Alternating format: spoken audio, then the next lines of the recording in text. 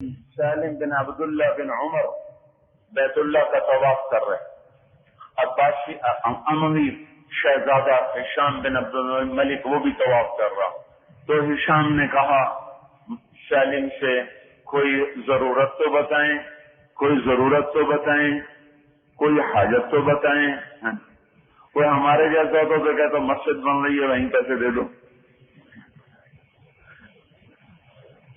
تو انہوں نے کیا کہا، اسی بیت اللہ الی غیر اللہ، تیرے ہوش ٹھکانے ہیں کیا؟ تجھے پتا تو کیا کہہ رہا ہے؟ وہ کہاں کہہ رہا ہے؟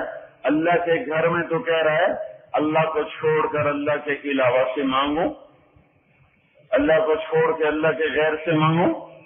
ہشام چپ، طواف ختم، باہر نکلے، ہشام بولا اب تو مانگو۔ کہنے لگے کیا مانگو؟ دنیا مانگو آخرت مانگو؟ وہ کہنے لگا دنیا مانگو، آخرت میں کیا دے سکتا ہوں؟